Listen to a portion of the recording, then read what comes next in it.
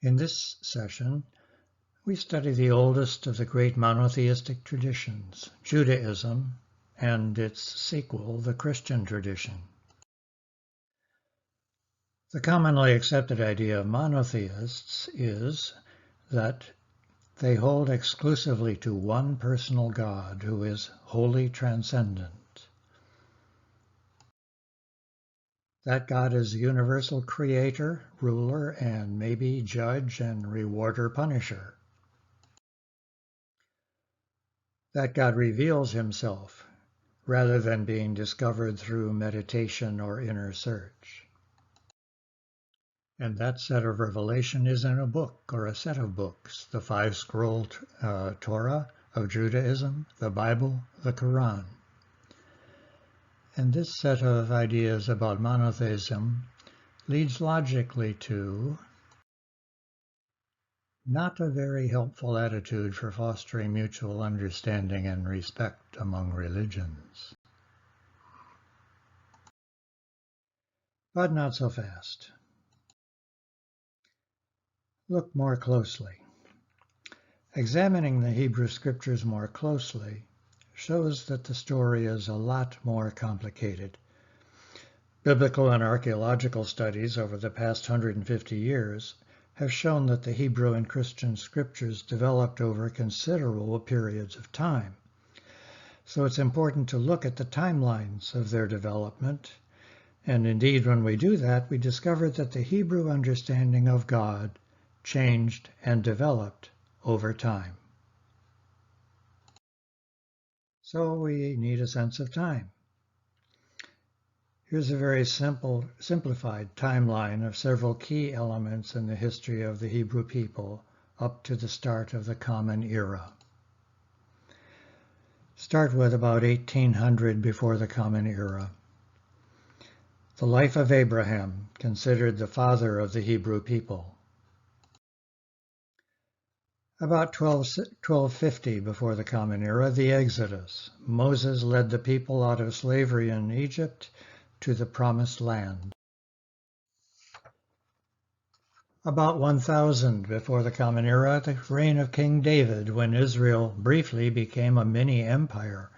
But shortly after David's death, the nation split into two, Israel in the north, Judah in the south. David's capital, Jerusalem, with the temple, was in the south. 722.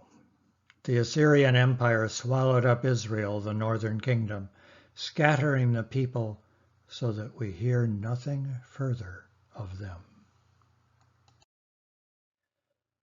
597 before the Common Era and 587. In 597, the Babylonians conquered Judah and take the Jerusalem elite into exile in Babylon. In 587, the Babylonians destroy what's left of Jerusalem, including the temple. The Jerusalem elite remain in exile. Those who survived the destruction of Jerusalem fled to Egypt. About 500, the Persians, having conquered the Babylonians, support the return of the Jews to Jerusalem, and over the next 2 centuries they rebuild the city and the temple, though on a disappointingly smaller scale. 167 before the Common Era, the Persians had been conquered by Alexander the Great, and the Hellenistic, that is Greek culture, ruler, had just insisted that the Jews worship the Greek god Zeus. Talk about a last straw. Led by the Maccabees, the Jews established an independent state until the Roman conquest of 63. Romans liked conformity and uniformity, including religious uniformity. But the Jews were given a legal exemption from worshiping Roman gods. But tension continued.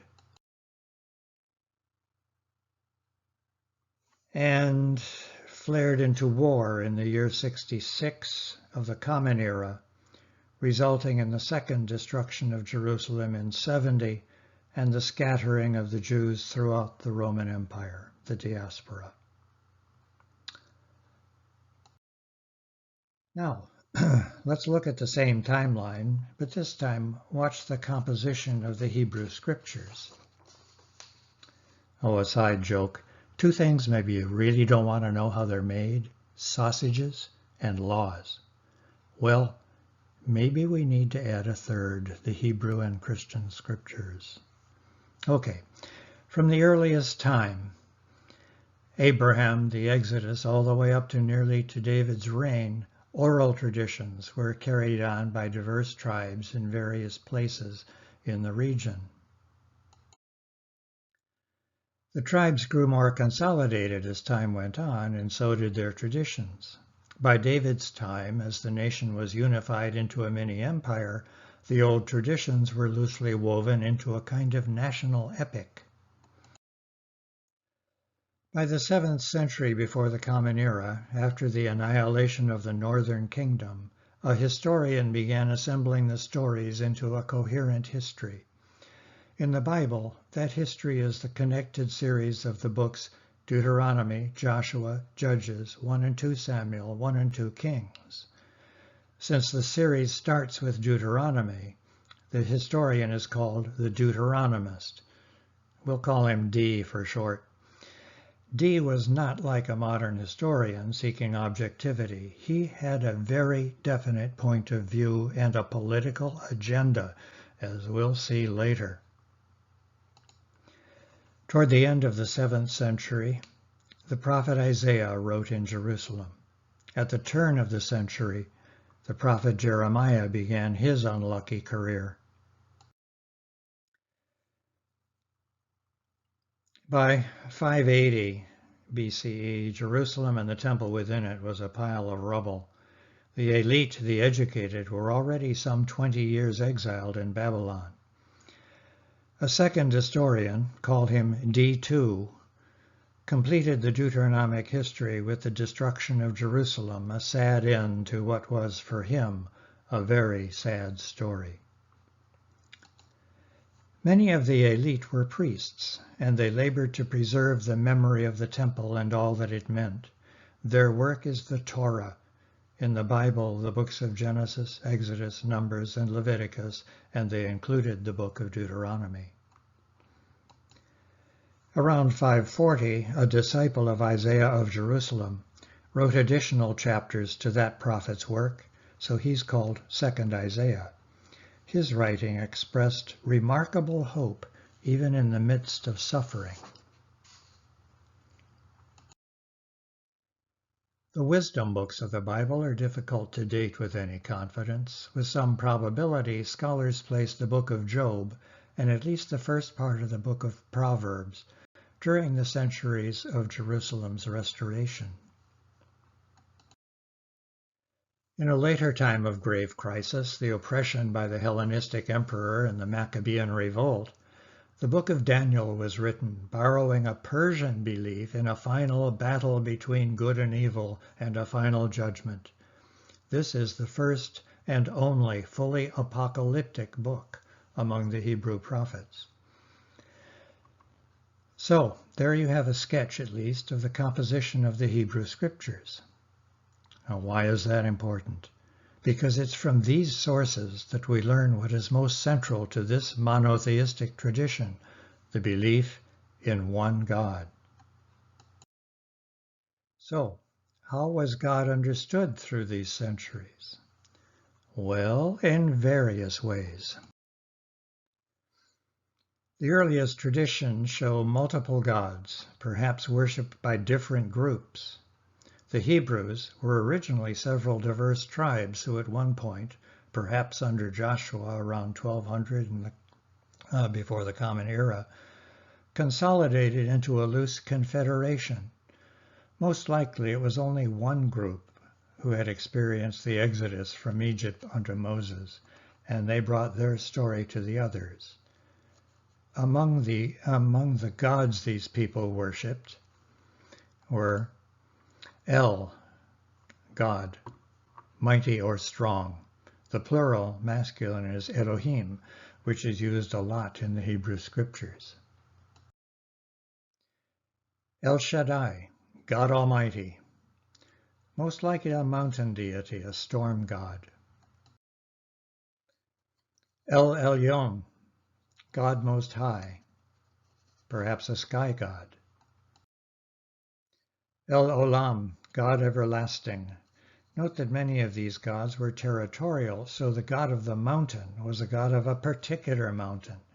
Sky gods were less territorial, and so often the god of a nomadic shepherding people like some of the early Hebrews. And so their god was a sky god. Along the way, a funny thing happened to Moses on the way to the sheepfold.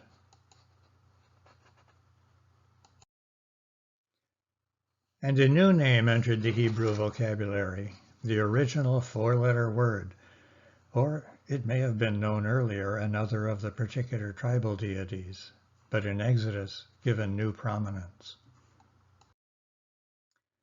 The name is transliterated YHWH, and sometimes the Hebrew is spelled out Yod-He-Vah-He. It's unpronounceable, and it should not be pronounced. Jehovah is definitely wrong. Yahweh is not much better, but it was trendy in the latter years of the 20th century. In reading the Hebrew, the word Adonai is substituted, translates the Lord, and we'll use that henceforth. Some simply refer to God as the name, Hashem. And the name is untranslatable too, some form of the verb to be, perhaps I am who I am, which could be revelatory, or else it could mean so none of your business. The Lord, it appears from his staging, thunder and lightning and earthquakes, is a god of a mountain, or a sky and storm god like El Shaddai. So he is also a good god for a nomadic shepherding people. But once these various groups amalgamated in Canaan, the nomadic tribes joined their farmer relatives and compadres. These agricultural people worshipped fertility deities. They worshipped a fertility deity named Baal, a god of storms and of fertility. They worshipped Astarte, goddess of fertility, sexuality, and war, and, by the way, consort of Baal. And Anat, sister and consort of Baal, goddess of love and of war. But above all these fertility deities, the ancient Hebrews worshipped Asherah, the mother goddess, the divine glory or Shekinah, and the wife of, guess who? The wife of the Lord. Evidently the marriage lasted quite a long time, for the sacred poles symbolic of Asherah appear in Solomon's temple after 1000 before the Common Era, and elsewhere at least into the 8th century before the Common Era. The marriage may also have continued among those refugees from the 6th century destruction of Jerusalem who went to Egypt. So, how did God affect the lives of the people? In the early centuries, God, be it El or Elohim or the Lord, served primarily as a tribal warrior god defeating other people's gods, and those people too, of course, by his mighty arm. This image depicts the fall of Jericho to Joshua. So it was that the Hebrews settled into the promised land of Canaan. By the time of David, about 1000 before the Common Era, oral traditions gathered into what is called the Old Epic tradition, and that presented the Lord as more than just a tribal deity. The Lord was seen as a universal God, king over other gods. That vision coincided conveniently with King David's imperial ambitions. Still, a comfortable polytheism continued through the following 3 centuries. Kings in both Hebrew kingdoms, Israel in the north and Judah in the south, worshipped the Lord along with Asherah and other fertility deities. But there was a very vocal minority in favor of pure monotheism. Call it the Lord alone party. The most spectacular and discomforting of these monotheists was Elijah. Was Elijah God's own prophet? Or was he an obsessed radical? Let's look again at that timeline with special attention to the D historians. How you evaluate Elijah depends on your point of view. The point of view of the Bible's history books is that of the Deuteronomists. The first, D1, lived in the early 7th century before the Common Era, within 100 years of the complete destruction of the northern kingdom by Assyria. D2 lived around the turn of the 6th century before the Common Era and was most likely among those carried off into exile in Babylon, just 10 years before the Babylonians completely destroyed Jerusalem. The Deuteronomists had a clear and simple idea of God. God rewards the faithful and punishes the unfaithful. And that goes primarily for the nation, not just individuals. Some people think that way today, don't they? These writers, the Lord alone party, present present the time after Exodus as a war of the sky god against the earth mother, as my teacher Thomas Berry put it.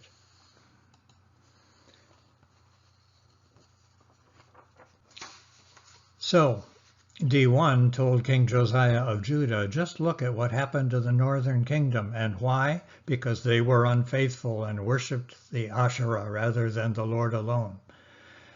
So, King Josiah reformed worship, destroyed the images of Asherah, and imposed the Lord alone faith on Judah. D1 applauded, finally a just and faithful king. Just 13 years into this the Lord alone reform, Josiah, confident in his righteousness, rode off into battle and came back dead. And his reformed monotheistic Judah was subject to a foreign power. So, does God indeed reward the faithful and punish the unfaithful? The destruction of Jerusalem and the Babylonian captivity disproved the D theology. Obviously, God doesn't simply reward the righteous and punish the wicked, either people or nations. So why do the wicked prosper and the just suffer? Jeremiah asked that sharp question. 4 answers arose to that question, and 4 diverse conceptions of God. First, D2 held on to his dogma. Despite the reform, Judah had over her history been so unfaithful, read so not in the Lord alone party, that even Josiah's reform was too little, too late. So God rejected Israel and banished them all from his presence. And that's right out of the 2nd book of Kings. This is the shape up or else answer, and God is a harsh judge.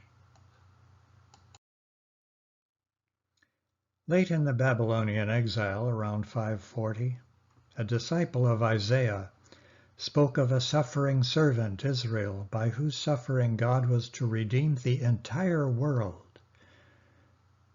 This is the redemptive suffering answer, and God is Redeemer of the entire world. The story of Job, an extreme story of a just person suffering, sharply challenged the D dogma. The dogma in question has no answer. God is not so simple. Rather, God is mystery beyond words. The book of Daniel, 2nd century before the Common Era, offers the 4th answer. Yes, the D dogma is correct. But God's just judgment will take place only at the end time in an apocalyptic battle that destroys Israel's enemies and places his Messiah over all the peoples of the earth. So this answer reverts to the primitive idea of God as tribal deity. This is the hang-on answer for believers toward enemies. Just you wait. And God is presented as apocalyptic warrior.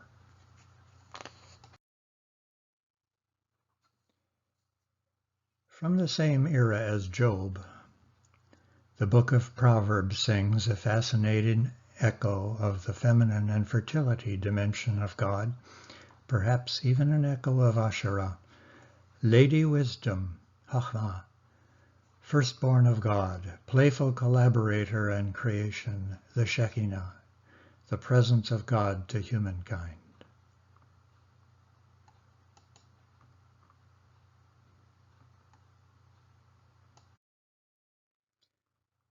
These four answers shaped the understanding of God in the Judaic tradition through the following centuries, and they also shaped the Christian tradition, as we'll see in the next session.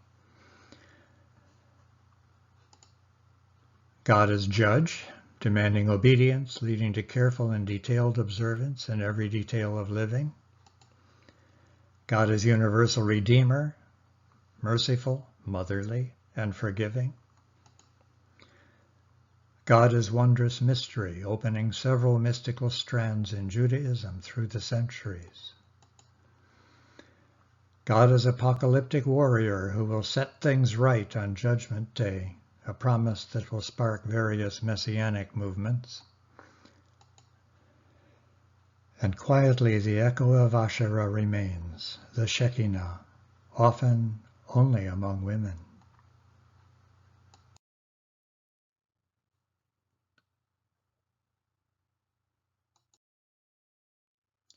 Under Roman rule, a new movement arose within Judaism, a movement focused on one extraordinary and puzzling person, Jesus, called the Christ.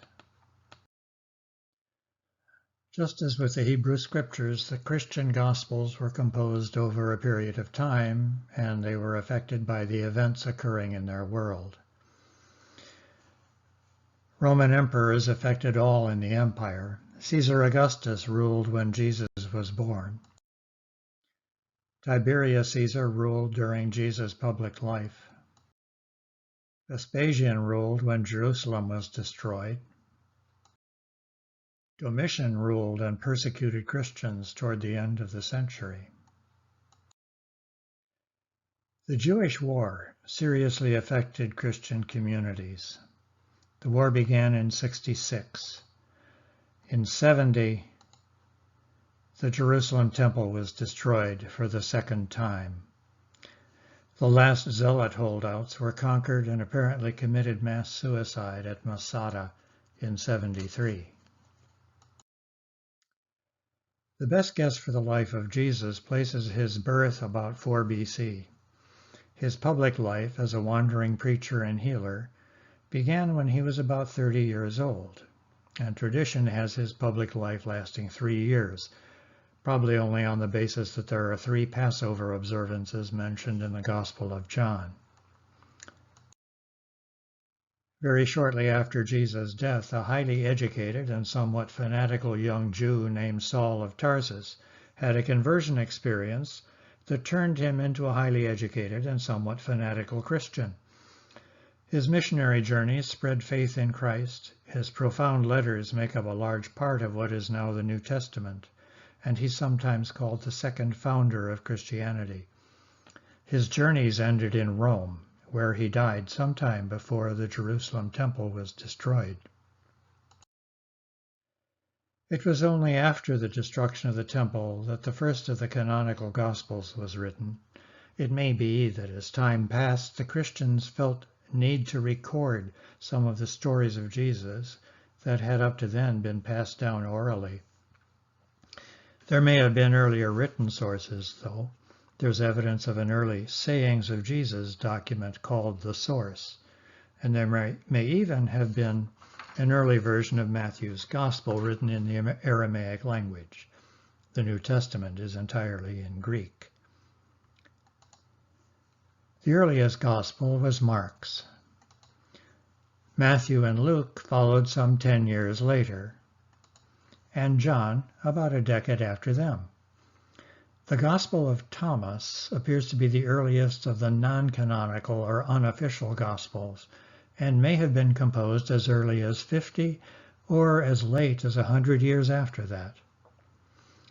Each of the Gospels was written in and for a particular Christian community within the early church, and so each Gospel reflects the context and concerns of that community. It's interesting that all of the answers that emerged from the Hebrew Scriptures regarding the sufferings of the just carry over into the Christian tradition. God is apocalyptic warrior, coming soon to vindicate his people. God is lawgiver and judge, calling for obedience to a new law in a new kingdom. God is redeemer, merciful, forgiving. God is mystery, evoking wonder and puzzlement beyond words. And the feminine remains, but in the background. It's also interesting that each of the 4 canonical Gospels emphasizes one of those 4 perceptions of God. Mark's Gospel is apocalyptic. Jesus is a prophet saying, "The end is near," but with a twist. The judgment is on all, not just on the tribal enemies. Matthew's Gospel stresses God as lawgiver. Jesus is the new Moses, the Gospel a new Torah, the Christian community a new people of God. But with a twist. The law is now the law of love. Luke's Gospel stresses God's universal mercy and forgiveness, embracing all, even the poor, outcasts, sinners, and, very prominently, women. That's a new twist. John stresses God's mystery made known in and through Jesus, but with a major twist. A dynamic pattern evident in the way God relates to humankind.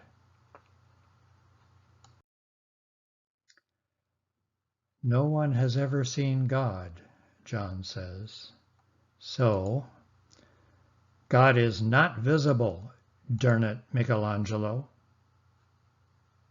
God is completely transcendent, as far beyond imagining as the Hindu ultimate deity Brahman. So how can humankind relate to God? By the divine presence, the Word known in the flesh in Jesus. By the way, John's first chapter echoes Proverbs 8, the Shekinah, Lady Wisdom. But Jesus' disciples just didn't get it. A hilarious misunderstanding theme runs throughout John's Gospel. God sent the divine Spirit who empowered the disciples to see God's presence in Jesus. By the way, this image depicts Luke's story of Pentecost, a Spirit descending event, which clearly included women. In John's twist, the disciple is caught up in this dynamism. With Jesus the Word, empowered by the Spirit, the disciples return to union with God, whom Jesus calls Father. And yes, the Greek word for spirit, pneuma, is feminine gender. But if anything can be misunderstood, it will be, and in the most grotesque possible manner. the divine dynamism was objectified, reified in the popular imagination, completely missing John's point and imagining three gods, all beings among beings. No wonder the Quran will accuse Christianity of tritheism and idolatry. As Kurt Vonnegut would say, history, read it and weep. And under the Emperor Constantine, that living dynamism was reduced to an abstract dogma, Trinity, that became a divisive wedge issue and then became largely irrelevant.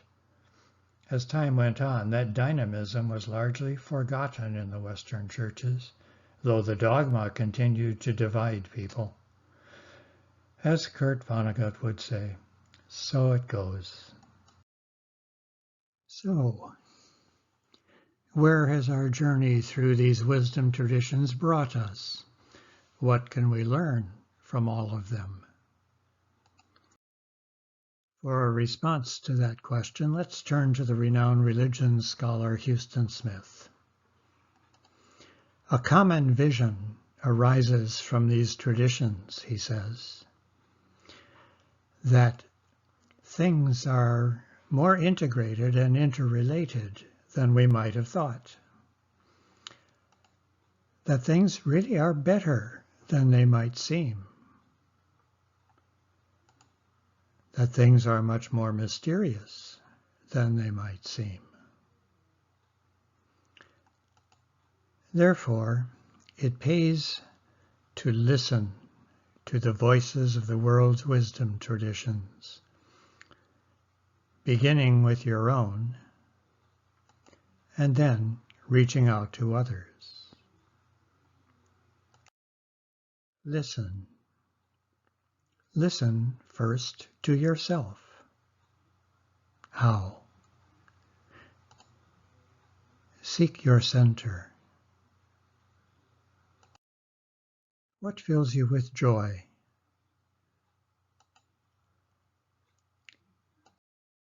What brings you a sense of peace and belonging?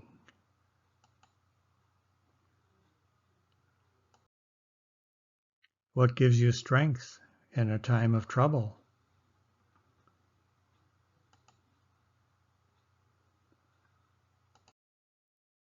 What gives you a sense of deep connection with others?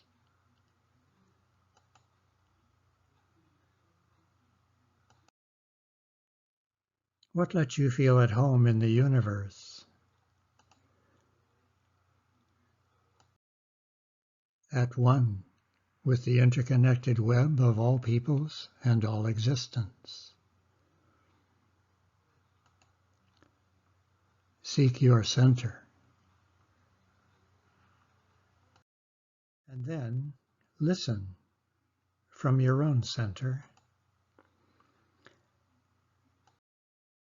where you touch and are embraced by what is profoundly spiritual, what is ultimate.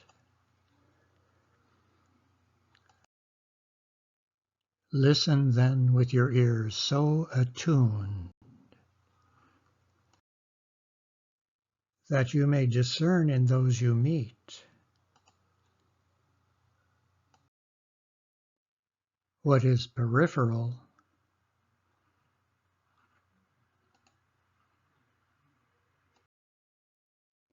and what is from the center.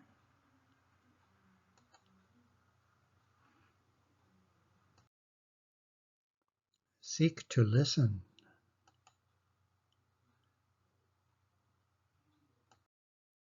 And so to speak and to share. Center to center. Listen.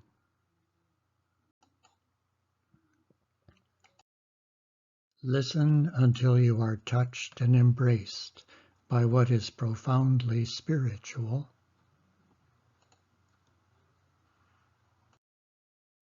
In others.